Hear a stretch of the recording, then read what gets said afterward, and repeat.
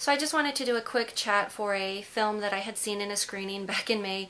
I'm just now getting around to doing some of the more recent stuff that I've seen, just been tied up handling other things. But this was for the 2014 film Circus of the Dead, which I believe was produced by Bell Cow Films, and I honestly started off really liking the film, but it got pretty boring and stale after a while.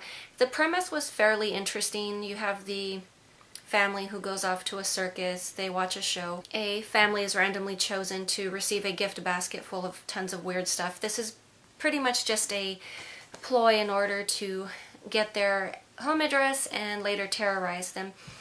What to me is more unique is the fact that they seem to be playing sort of this weird twisted version of bingo, or Mexican bingo specifically. So obviously things like the dame, death, the rose, whichever card a member of the group happens to have been assigned, they seek a person who they feel is a match for that card.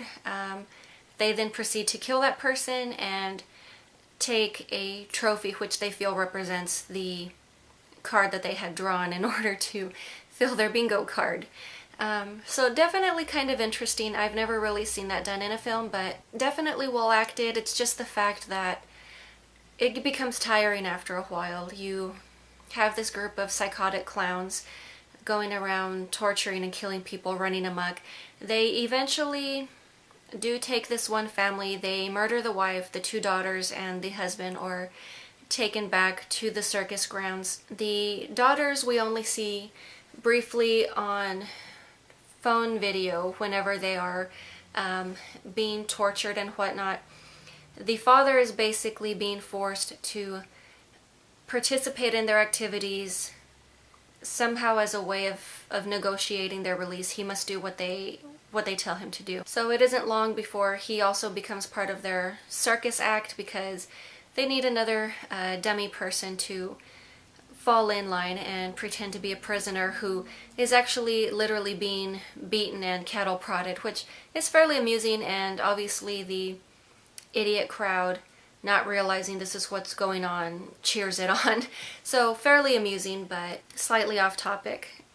During their downtime, he does go along with either beating persons or just kind of terrorizing people. He never really participates on the murders himself, but just backtracking slightly, one of the things that really annoyed me about this film is the fact that the lead clown, I believe his name was Papa Popcorn, claims to be not only a murderer but a serial rapist.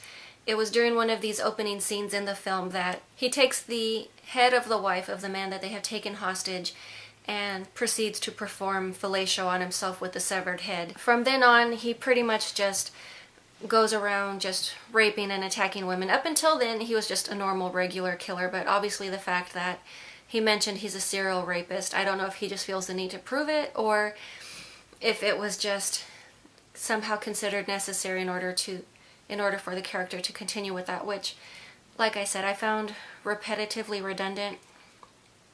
One of the funnier scenes right before he does attack a woman is he removes his undergarments, and we realize that he's also painted a clown face onto his penis, which was mildly amusing, slightly funny, and unexpected. But the film eventually does wrap up. It wasn't a bad film, it's just I found it too repetitious. It eventually does wrap up where the man being held hostage does get his children back, but they are dead. He then commits suicide, and we realize the entire time he was groomed in order to become the death card. So kind of sad and amusing, but definitely an interesting film if you do care for the violence aspect, which it was a well done film. It wasn't badly produced. The acting was very well done as well. It's just I became a bit bored with it after a while. But just keeping that brief, I will go ahead and end this here, and I will talk to you guys later.